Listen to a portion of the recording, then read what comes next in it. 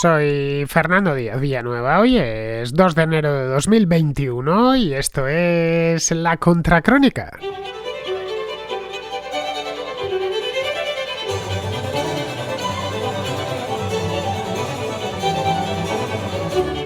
Bienvenidos a esta primera contracrónica y primera contraportada de este nuevo año de 2021. Aprovecho, por supuesto, para felicitaros a todos los que estáis al otro lado, que empecemos este año. Que lo empezamos además con haciendo todos votos para que las cosas vayan mejor que en el año 2020. La verdad es que el año 2020 ha sido un poco desafortunado, no para la contracrónica. Este programa la verdad es que ha funcionado muy bien. La audiencia ha crecido tanto en su versión de actualidad de todos los días, la contracrónica, como la contrahistoria. No os digo ya lo que ha crecido el canal de YouTube, que empecé a tomármelo en serio precisamente hace un año, más o menos a finales de 2019 y a principios de 2020. Así que yo puedo decir que 2020, un año muy malo, para lo que es la contra, ha sido muy bueno. Pero en fin, esperemos que este año sea bueno tanto para la contra como para el resto del mundo. Bien, pues vamos a meternos ya con la contraportada.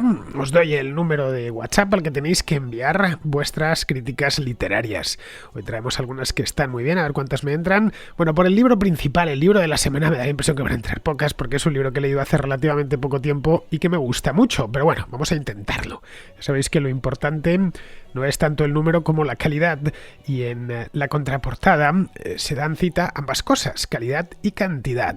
Hay muchísimos libros que han pasado por aquí en los últimos, pues va para 4 años. A ver, que voy a mirar exactamente qué día empecé esto, en el año 2017, para hacer, no sé, celebrar de alguna manera el 4º aniversario de la contraportada. No lo he hecho antes de ponerme a grabar. Ya lo miraré en la próxima contraportada, que será dentro justo de 15 días. Es decir, estamos a 2 de enero, pues el día 16 de este mes. Bien, os dejo el número, no me quiero enrollar más. Es el 690-827909. ¿Sabéis? Los requisitos son simples. Tiene que durar de 1 a 3 minutos aproximadamente. Si dura 4 tampoco pasa nada. Si necesitáis más tiempo para explicar el libro, hacer vuestra crítica, y lo más importante de todo, tiene que escucharse bien, ya sabéis, con alto y claro, que no se escucha ruido de fondo ni nada por el estilo. Muy bien, pues dicho esto, pasamos ya de cabeza a la contraportada.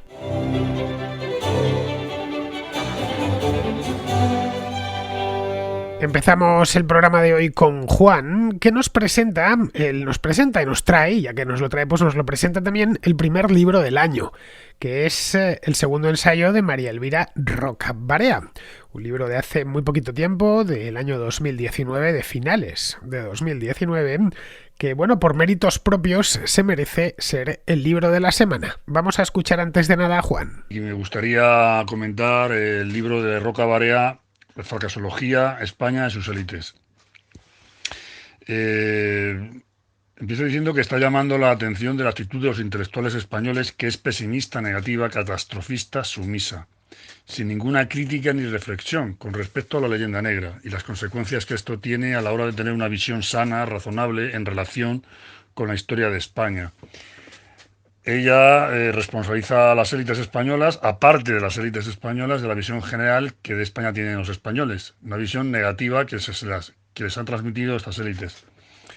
Se pregunta por qué se entregaron y se sometieron tan fácilmente a la influencia extranjera, por qué parte de los intelectuales españoles se afrancesaron, por qué no lucharon, por qué, por ejemplo, los ingleses y los franceses siempre lucharon contra la hegemonía española en tiempos del imperio y nunca se españolizaron, por ejemplo.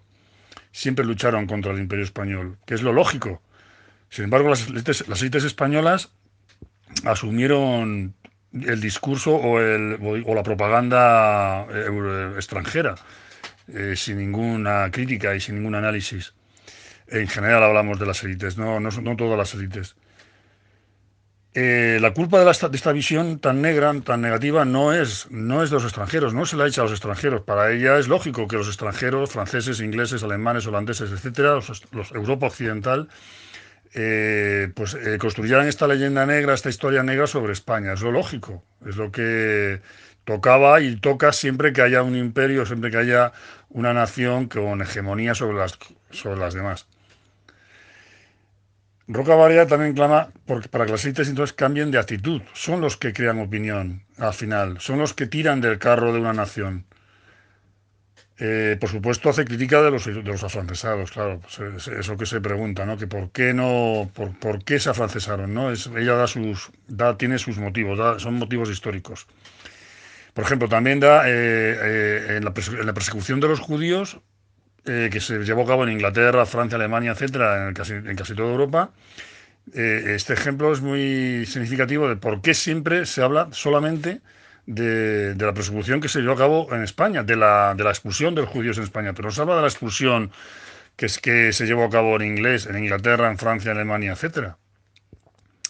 El problema al final es que solamente se conoce la expulsión de los judíos en España y no se conoce la del resto de Europa. Y quedamos como una especie de, digamos, como de excepcionalidad, ¿no? ¿Veis? La crueldad siempre es de los españoles, el resto de Europa nunca, nunca aparece por ahí. Hubo otras, por ejemplo, también la Inquisición, hubo otras Inquisiciones, solamente se conoce la española. También se puede hablar sobre la conquista de América, ¿no? En fin, da ideas, da argumentos para contextualizar la historia de España en el marco histórico general europeo. De esta manera podemos entender mejor, con conocimiento de causa, fenómenos como la Inquisición o la libertad de publicación de libros o el propio Imperio Español, que evidentemente no fue perfecto, pero tampoco fue el peor. Tuvo sus luces y sus sombras, lógicamente, como todos los imperios. En fin, en resumidas cuentas, da argumentos, da ideas para mejorar, para salir de los prejuicios, para creer un poco más en nosotros mismos como españoles y para evitar el derrotismo y sacudirnos complejos. Evidentemente, en definitiva, quiere llamar la atención sobre las élites intelectuales españolas, sobre las consecuencias de la leyenda negra que tiene sobre España y sobre los españoles en el presente. La responsabilidad, gran parte de ella, es de parte de nuestras élites, que tiran del resto de la población, lógicamente, y que crean una opinión, una imagen sobre nosotros mismos. Propone soluciones, da ideas, incita al análisis, la reflexión de nuestra propia historia, para poder salir del pozo de la leyenda negra que nos acompleja y nos impide aprender, para salir reforzados hacia el porvenir. Por lo que yo aprovecho ya. No sé de dónde saca, no entiendo de dónde saca el escritor Pérez Reverte que esta obra solo justifica lo que somos y no da soluciones para ser mejores. O que el catedrático Villacañas diga que mata la inteligencia. Por favor, qué disparate. Por todo ello, aconsejo la lectura de Fracasología, España y sus élites. Muchas gracias, Fernando, y recibe un cordial saludo y también un saludos para todos los oyentes. Ya tardaba en aparecer este libro, estaba deseándolo porque Imperiofobia sí que había pasado por aquí, lo menos en 2 ocasiones, y ya habíamos hablado de él largo y tendido, pero no habíamos hablado todavía de Fracasología, que es el segundo, no es el segundo libro, porque el segundo libro que escribió en Roca Barea fue uno llamado 6 relatos ejemplares, que no sé si conoceréis y que también pasó por aquí hace un tiempo. 6 relatos ejemplares es del año 2018, ese fue un libro que se vendió bastante porque Roca Barea se había convertido en toda una estrella. El de Imperiofobia es del año anterior, si mal no recuerdo, finales de 2016, principios de 2017. Bien, concretamente este que tenemos hoy aquí, que nos acaba de traer Juan, se titula, y os doy el título completo, Fracasología, 2 puntos. España y sus élites, de los afrancesados a nuestros días. Es un libro estupendo, a mí un libro magnífico. Lo leí hace año y pico, esto salió a finales de 2019, pues lo leí poco después de salir, vamos, a que estaba calentito, estaba recién salido de la imprenta, por lo menos mi ejemplar, desde luego, por supuesto de la primera edición. De hecho, me gustó más incluso que Imperiofobia y Leyenda Negra. Alguno me vendrá, pero ¿cómo dices esto? Pues sí lo digo. Y además he leído los dos, los he leído con atención. Y Imperiofobia, de hecho, lo he consultado porque después de leerlo me ha servido para consultar datos y demás. Lo he utilizado como libro de referencia. Y en este caso, teniendo los dos uno al lado del otro, también he leído el de los relatos ejemplares, este de los 6 relatos ejemplares. Lo único que, bueno, eso es mucho más breve, son 6 relatos concretamente, mientras que tanto Fracasología como el de Imperiofobia tienen mucho más sustancia, son también bastante más gruesos. Bien, pues me gustó más este. Es así. De hecho, me gustó tanto que lo devoré en muy poco tiempo, en apenas unos días. Y no es precisamente un libro breve. Tengo hecho el ejemplar aquí, el ejemplar en papel, porque este libro lo compré en papel, no me lo descargué para el Kindle, a pesar de que hay versión para Kindle. Y os voy a decir exactamente cuántas páginas tiene. Bueno, pues hasta el final 526, pero bueno, esto es el índice onomástico, la bibliografía, aquí está, aquí tengo la guía. Bueno, la guía suelo utilizar los billetes de tren, estas tarjetitas de embarque. normalmente que saco la estación de Atocha, pues ahí está. Lo último, los agradecimientos están en la página 479. Es decir, que tenemos un libro de casi 500 páginas y como todo ensayo de teoría de la historia que se precie, exige al lector unos conocimientos sólidos y bien asentados de historia, concretamente en de historia moderna y contemporánea de España. Yo pues a estas alturas creo que ya esos conocimientos dispongo de ellos, así que disfruté el libro de principio a fin. Cuando estudié historia en la universidad mi especialidad era historia contemporánea, así que es la parte de la historia, los dos últimos siglos, de siglos XIX y XX, los que mejor conozco y más a fondo conozco. Bien, fracasología, yendo ya puramente al libro, fracasología es el complemento perfecto de Imperiofobia. Es en cierto modo su continuación. No es que sea la segunda parte de Imperiofobia, pero sí es una continuación. Hay un hilo conductor entre el primero y el segundo ensayo. Pero más clarísimo. Según abre uno el segundo, ya sabe de dónde viene. Es más, si queréis leer fracasología, os recomiendo encarecidamente que antes de eso leáis Imperiofobia. Os lo recomiendo y estoy convencido de que la autora, María Elvira Rocabarea, os lo recomendaría también. Aquí lo que hace de hecho la propia autora es asumir que el lector ha pasado ya por el anterior libro. Simplemente, lo ves desde el principio. Y aborda una de las causas por las que la leyenda negra, que era el tema nuclear del anterior, de Imperiofobia, la leyenda negra sobre España, ¿se entiende? Bueno, por extensión, la leyenda negra sobre España y sobre todo lo hispano, todo lo relacionado con lo hispano. Bien, pues la causa principal son muchas, pero la principal es la que se aborda aquí, por la cual esta leyenda negra sobre España y lo hispano ha pervivido hasta nuestros días. A pesar de que, bueno, lo principal, que el imperio español como tal se disolvió hace ya 200 años. Si queremos llevarlo hasta 1898, con lo de Cuba y Filipinas, pues y Puerto Rico, pues estaríamos hablando también de 100 y pico años. Que vamos, que no es un imperio que se haya disuelto hace 50 o 40, o que no es como el imperio británico, que es mucho más reciente. 200 años de tiempo de muchas cosas. Incluso de pensar que los que te odian dejen de hacerlo, porque ya no eres un peligro. Luego, la leyenda negra tuvo su parte fuerte durante los siglos XVI-XVII. El imperio no se disuelve hasta el siglo XIX. Bien, pero a pesar de todo seguimos con las mismas historias y estamos ya en pleno siglo XXI. Bueno, acabamos de empezar el año 2021. Bien, pues este elemento, la razón principal, ha sido muy poco tratada por la historiografía española y tanto, bueno, la española y la extranjera también.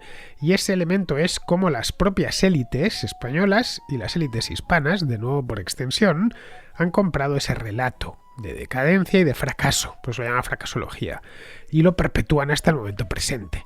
Esto lo que hace María Elvira es estudiarlo a fondo, era algo que ya se sabía. La fracasomanía entre las élites hispanas es muy habitual, esto ha sido un fracaso. Ojo, estoy hablando de España, pero se puede hablar de México, se puede hablar de Argentina, de Colombia, de Perú, de Chile, de prácticamente cualquier país hispano. La palabra que preside sus intelectuales, sus élites en definitiva, es esto ha sido un fracaso y va a seguir siéndolo, a no ser que se tomen una serie de medidas que siempre importemos una serie de ideas, generalmente del extranjero, y las apliquemos exactamente tal y como decimos nosotros. Bien, esto es lo que trata, y lo trata bastante bien María Elvira en este libro. No se va a principios del siglo XX, como cabría pensar. Es decir, bueno, esto de la fracasología, de cómo nuestras élites se abonan al fracaso, no data de la pérdida de Cuba y Filipinas, ni muchísimo menos. Bueno, ni siquiera se va al momento fundacional de la España contemporánea y de las repúblicas hispanoamericanas en América. Es decir, la primera mitad del siglo XIX. No, se va mucho más lejos. Se va al punto en el que se produce, y es donde comienza el libro, en el que se produce el cambio de dinastía reinante en España. Esto fue en el año 1700, una fecha, la verdad, bastante redonda, que es cuando muere Carlos II y la corona española pasa a la familia Borbón, que convierte a partir de ese momento la corte madrileña en algo así como una sucursal de la corte parisina. La Francia y España en aquel momento habían sido rivales durante todo el siglo, bueno, durante todos los siglos, el siglo XVII completo y también el XVI. Francia no era un país tan poderoso como llegó a serlo posteriormente. ni España un país tan decadente como llegó a serlo posteriormente. Es decir, estaban mucho más igualadas y de hecho España era más poderosa e importante en el año 1700 de lo que era la corona francesa. Pues bien, digamos que el pequeño se come al grande, estas cosas que suceden de vez en cuando en la historia, y a partir de ahí la cultura española pues se convierte en algo así como una especie de prolongación de la francesa, por lo menos a efectos oficiales.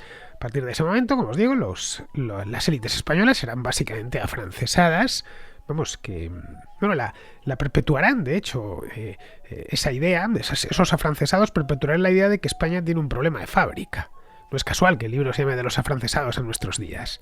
Problema de casi genético, y que solo se puede resolver afrancesándose. O ya a finales del siglo XIX, con la irrupción del Segundo Imperio Alemán, y de los grandes momentos, sobre todo el Imperio Austrohúngaro y sobre todo política y culturalmente el Imperio Alemán, alemanizándose. Bien, todo esto dura hasta hoy. ¿Cuántas veces hemos oído que lo que tenemos que hacer es exactamente copiar tal o cual sistema político porque nosotros somos incapaces de parir uno que sea funcional? Vamos, seguimos debatiendo el problema de España, cuando ese problema no existe. Hay problemas concretos, pues nuestros abuelos tenían unos problemas, nuestros bisabuelos otros, nuestros hijos tendrán otros, pero son problemas concretos y no hay que confundir un problema concreto con el problema per se del país o de la cultura. Esto, claro está, esto de hablar del problema de España ha permitido a las sucesivas élites a lo largo de los 2 últimos siglos, pues les ha permitido, de una manera un tanto descarada, por cierto, ir atornillándose al poder y autolegitimándose. Y cuando digo que esto viene hasta nuestros días, es que viene hasta nuestros días. Es que tenemos hoy las élites culturales, intelectuales y políticas españolas del año 2021 son tremendamente fracasólogas o siguen abonadas a la fracasomanía. Todo ha sido un fracaso, todo ha estado mal hasta que hemos llegado nosotros. Y nosotros, por supuesto, tenemos la receta para resolver este entuerto. Un entuerto que unos llevan hasta las revoluciones liberales, otros de lo que hablan es de que la cosa se torció, pues qué sé yo, en la Reconquista, o que se retorció con el descubrimiento de América, pero que hay algo que está mal. Y ese algo hay que corregirlo. Y son ellos, por supuesto, los únicos que saben corregirlo porque, bueno, conocen las recetas adecuadas. Es decir, siempre hablan de partir de cero, de que las cosas se pueden resolver, pero siempre, y esto habría que irse hasta Ortega y Gasset, desde gente inteligentísima y preparadísima, que no ha sido algo hecho por gente sin cultura o por políticos medio analfabetos. No. Estamos hablando de los mejores intelectuales españoles de los últimos 2 siglos, han sido básicamente fracasómanos y han cultivado con celo la fracasología. En esto habría que meterse también en el franquismo, que aunque se piensa, no, fue el momento, no, al contrario, siempre buscando, ya digo, ideas importadas y asumiendo desde el principio que todo lo de fuera es bueno y todo lo propio malo. De ahí nace, por ejemplo, lo de la excepcionalidad española, que he tratado aquí, más que aquí en la contrahistoria en algunas ocasiones, que tanto daño ha hecho a lo largo de los últimos años y que sigue haciendo, eso de la excepcionalidad española. Porque eso vendría a confirmar el hecho de que el problema, la tara, es de fábrica. El cuento del cainismo, por ejemplo, el cainismo español. Los españoles estamos condenados a matarnos entre nosotros. Y esto lo demuestra la historia, ¿no lo veis? Hemos tenido una guerra civil, las guerras carlistas. Y la verdad es que si existen, y digo el sí condicional, si existe el cainismo español, pues también existe el cainismo francés, el cainismo italiano, el cainismo alemán. El siglo XIX francés, a ver, es mucho más agitado que el nuestro, pero infinitamente más agitado en todos los órdenes que el siglo XIX español. Y el siglo XX no digamos ya. El siglo XX francés estoy hablando, con 2 guerras mundiales, ambas ganadas por Francia, pero gracias a que tuvieron apoyo externo, especialmente de los Estados Unidos. La última la ganaron ya en el tiempo del descuento y porque se metieron los estadounidenses en Europa. Y la segunda, pues sí, la terminaron ganando por lo mismo. Recordemos quién libera París, que no fueron precisamente los franceses, sino los soldados aliados, esencialmente estadounidenses y británicos, y además tuvieron el país ocupado y humillado. Nada ni remotamente parecido ha pasado en España en el último siglo. Luego, respecto a Alemania, en fin, yo creo que respecto a Alemania mejor no entrar. Los alemanes viven en estado de guerra permanente desde la Reforma Luterana hasta el final de la Segunda Guerra Mundial. a poco que se conozca la historia de Alemania por encima. Mientras los principados alemanes se desangraban en guerras continuas, la irrupción de Prusia en el siglo XVIII fue eso. Fue valerse de un ambiente que era la paz de Westfalia resolvió el problema religioso, pero no el problema de las guerras entre principados, que eran continuas y siguieron siéndolo. Cuando aparece Prusia a principios del siglo XVIII, lo que hace es ir quedándose con principados y anexionándolos. Bien, y así ya hasta que termina la Segunda Guerra Mundial. O sea, Prusia se convierte en Alemania posteriormente. Pues bien, durante todo este tiempo, concretamente desde el siglo XV, desde la época de los Reyes Católicos, la última guerra civil castellana y la última guerra civil aragonesa, guerra civil entre comillas, ¿no? La manera en la que entendemos una guerra civil entre nobles, esencialmente, se produce en el siglo XV. Pues así hasta principios del siglo XIX reina la paz más absoluta, salvo alguna revuelta puntual y poquito más. Luego sobreviene el terremoto napoleónico, que afecta tanto a España como a toda Europa, incluida, por supuesto, Alemania, Italia, todas partes. Y luego las guerras carlistas, que claro, podemos hablar de guerras carlistas, pero es que fueron un chiste al lado de las guerras que antecedieron a la unificación alemana o a la unificación italiana. En el siglo XX, España fue neutral en las dos guerras mundiales, y sí, es cierto, tuvo una guerra civil, pero también la tuvieron los griegos. Bueno, y en cierta medida los propios franceses, cuando los invadió la Alemania nazi, o los italianos cuando el país quedó partido en dos durante la Segunda Guerra Mundial. No olvidemos que el frente italiano se extiende de 1943 a 1945 y se suceden unas matanzas tremendas y hay italianos en los dos lados. Así que no sé. Bien, pues este complejo secular de las élites españolas es lo que muestra María Elvira en el libro, valiéndose de abundante documentación. Bueno, la bibliografía la tengo aquí, tiene muchísimas páginas, pues estoy así esperando un segundo que mire, pues empieza la 481 en pues veintitantas páginas. No todos los libros traen una bibliografía tan generosa. Luego trae además, estoy viendo un índice onomástico, la mar de útil, que te permite buscar por personaje histórico. Ya digo, esto es una cosa que viene muy bien. Uno quiere buscar, por ejemplo, Manuel Godoy o la dinastía de los Habsburgo, te dice exactamente dónde aparecen citados los Habsburgo, o puedes ir a Fernando VII, Felipe Anjou, etc. Vamos, que yo soy un gran partidario de los índices onomásticos en los libros. Bien, no me quiero enrollar más, ya lo sabía yo. Al final, el libro lo tenéis publicado por la editorial Espasa. De hecho, se llevó este libro el premio Espasa de ensayo en el año 2019. Lo tenéis, por supuesto, en papel por 20,80 € y en versión Kindle por 10,5 €, 10,44 € exactamente.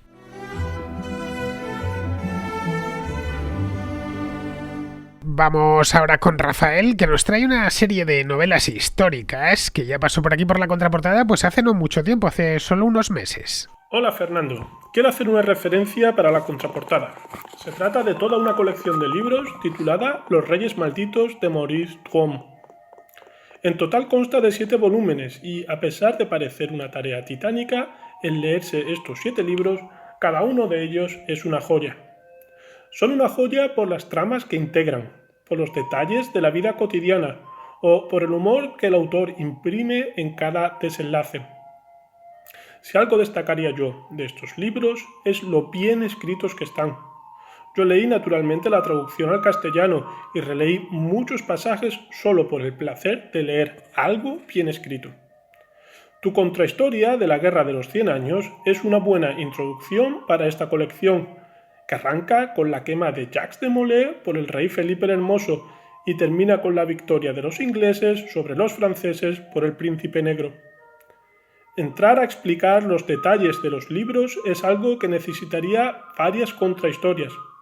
Uno se siente partícipe de los banquetes, en los que solo falta poder oler los platos. Con un poco de imaginación entramos en las cortes de Francia e Inglaterra y vemos cómo visten pobres y poderosos, cómo se maquinan asesinatos, con venenos o sin ellos, y cómo se abren paso los pequeños nobles en esa escalera infinita que lleva al trono de la Francia feudal. Pero me gustaría resaltar la figura de Roberto d'Artois, a mi gusto el mejor descubrimiento de estos libros. Prueba de ellos son las palabras que escribe el propio Maurice Druon cuando Roberto muere en una batalla.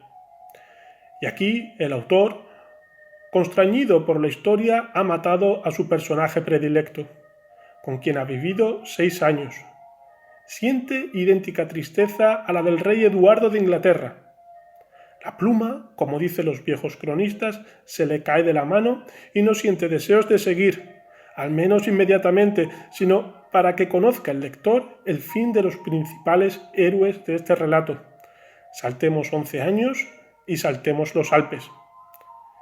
Muchas gracias por tus programas, Fernando, y un saludo. Veo, Rafael, que has ambientado la nota de voz con una flauta. No, una dulzaina no es, porque la dulzaina es un instrumento de lengüeta y suena parecida al oboe.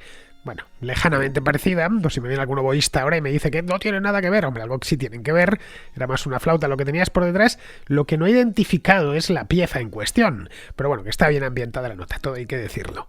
Bueno, como os decía antes, la serie esta de los Reyes Malditos de Maurice Druon pasó por aquí hace unos meses, he ido a buscar exactamente, no me acordaba exactamente cuándo, pero hacía poco, y lo tengo aquí. Ya sabéis que si queréis saber cuándo ha pasado o no un libro o una película por la contra, no tenéis más que ir a mi página web, adiazvillanueva.com, y buscar en la parte de arriba de la página. Antes os lo tenía puesto más difícil, pero desde hace unos meses puse el buscador arriba. Se ve la contracrónica, la contrahistoria, apoya la contra, sobre mi contacto, zas, una casilla en la que pone buscar. No tenéis más que meter ahí el título de la novela o de la película o del director o del autor y os aparecerá ya exactamente el día que pasó por aquí. No pasa nada, pueden venir más veces y eso está bien porque nos lo recuerda cuando una obra cinematográfica o una obra literaria es buena, pues está bien que pase varias veces por la contraportada. Bien, esta es una serie de 7 novelas históricas, ya hablamos en agosto de ella, es muy famosa, están escritas por el novelista francés Maurice Druon entre los años 50 y 70, así que estaríamos hablando de algo, caray, un clásico en toda regla. Son 7. Eso sí, no es solo un libro. Os dejaré en la página web y abajo os dejaré por lo menos 2 o 3 para que echéis con su enlace respectivo para que lo podáis comprar. Os dejo siempre un enlace a Amazon o podáis, que sé yo, buscarlo luego por vuestra cuenta. Os leo las 7 novelas, los títulos en castellano. Eso sí, no os lo voy a leer en francés porque yo no soy como Alberto Garín. Mi pronunciación en francés es un poco deficiente. Así que el primero se llama El Rey de Hierro. Bueno, este lo voy a intentar decir en francés. Le Roi de Fer. Tampoco es que sea muy difícil. El segundo ya lo veo más complicado. El segundo es La Reina Estrangulada. Bueno, aquí lo voy a... espero que no esté Alberto al otro lado. La Reine Étranglée. No sé cómo se pronunciará eso. El tercero es Los Venenos de la Corona. El cuarto, La Ley de los Varones. El quinto, La Loa de Francia. El sexto, La Flor de Lis y el León. Y el séptimo y último libro, De cómo un rey perdió Francia.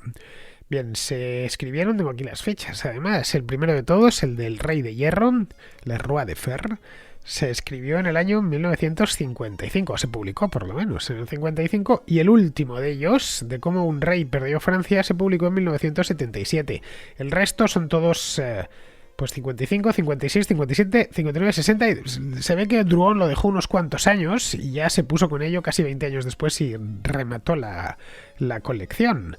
Bien, los 7 que os he leído están disponibles en español, los publica Ediciones B en su colección de bolsillo, y la verdad es que esta serie de los Reyes Malditos están en su colección de bolsillo, significa también que los tenéis en Kindle, pero bueno, no solo está en tapa dura, tapa blanda y colección de bolsillo, lo estoy viendo ahora mismo aquí en Amazon.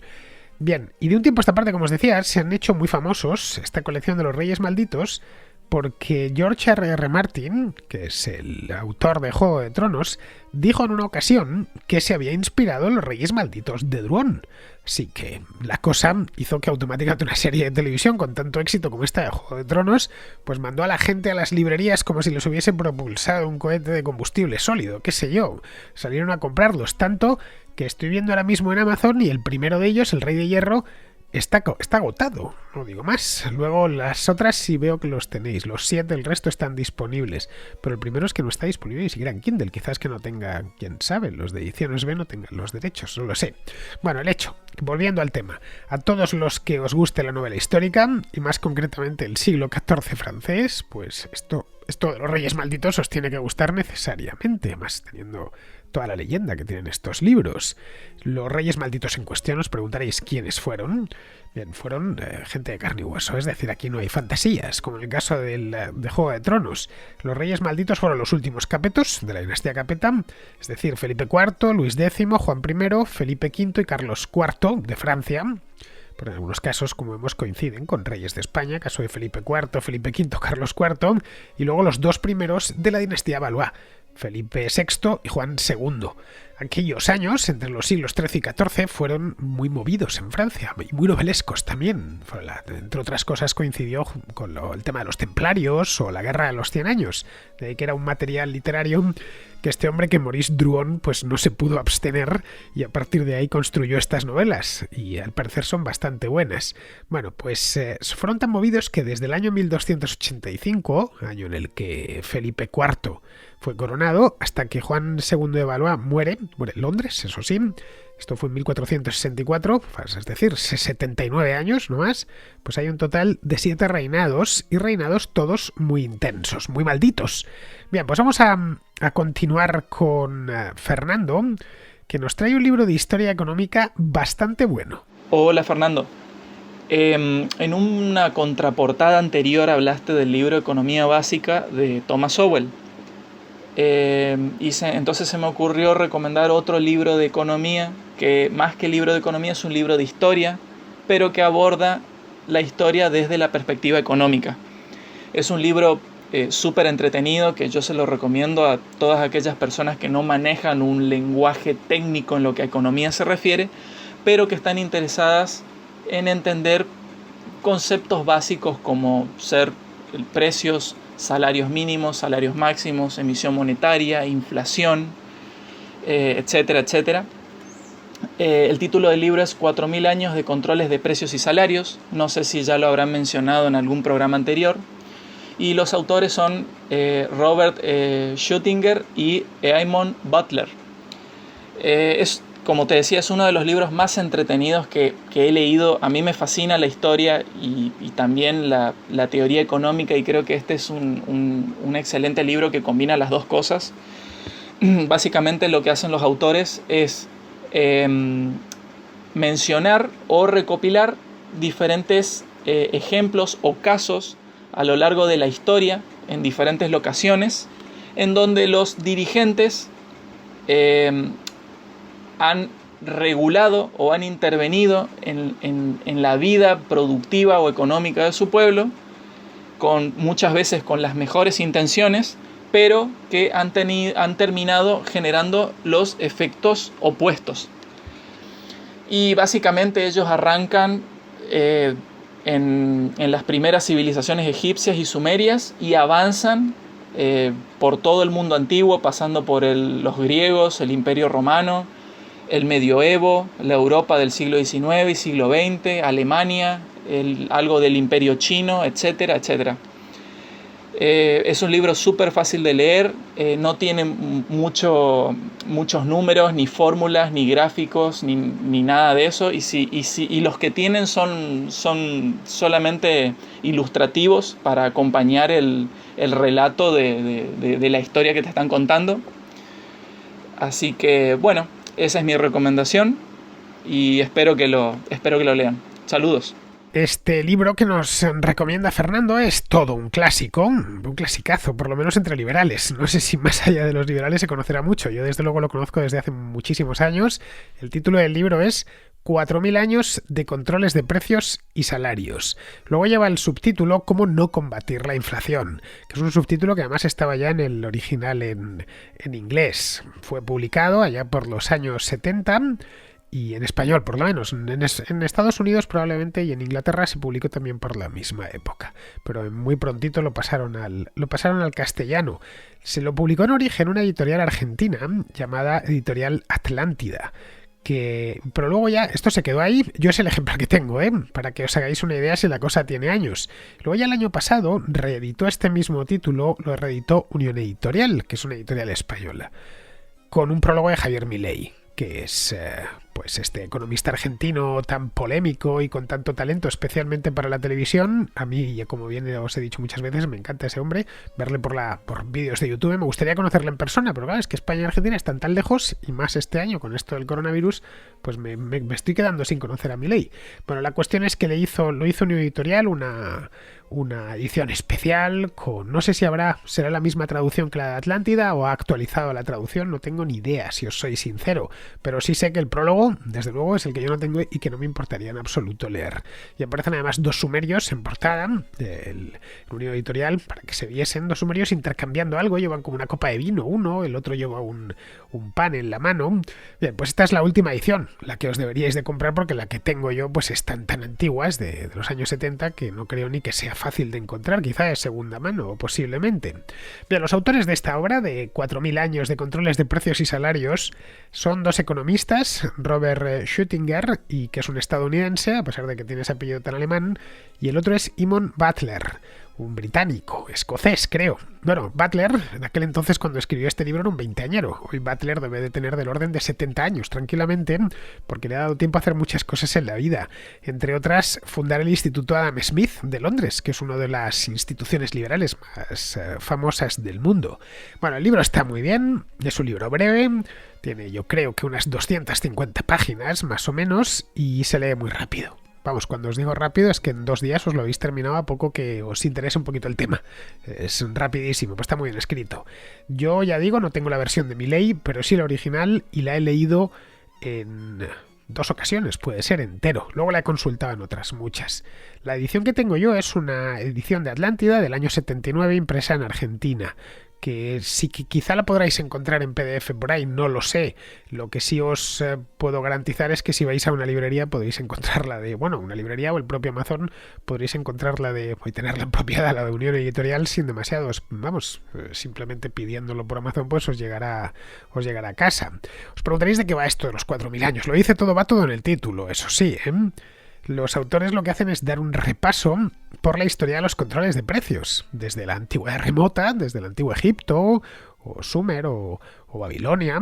Bueno, de hecho aquí hay algo que no se suele conocer mucho y que además ellos lo trabajan en el libro, que es los controles de salarios del Código de Hammurabi, que es el código legal más antiguo que se conserva y tal, y que todo el mundo habla bien de él, los abogados, ¿no? Esto es el principio del derecho, la base, tal.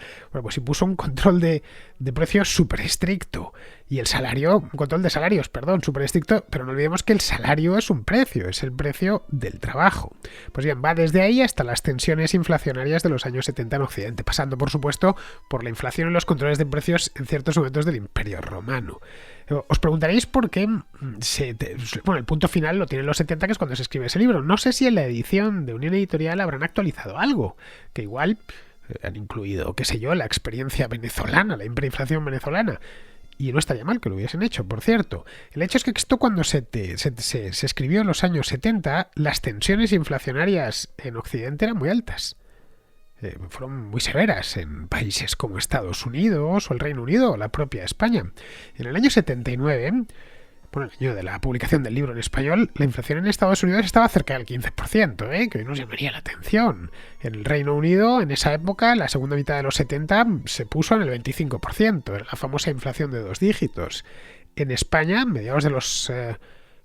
poco más tarde, en la época de la transición, en el 77-78, superó incluso el 25%.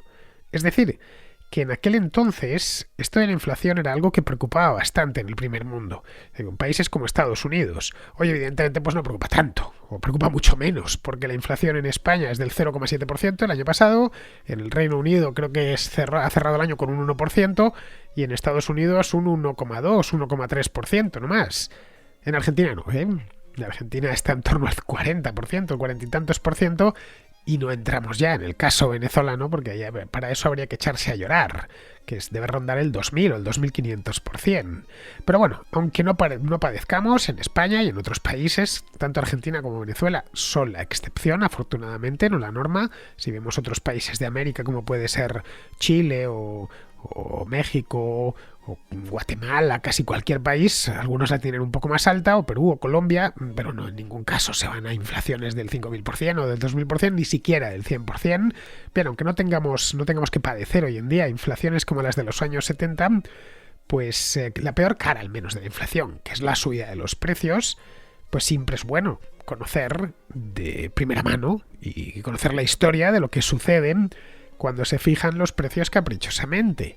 Porque aquí nos puede venir un economista con una teoría más o menos completa, y esto es lo que va a pasar.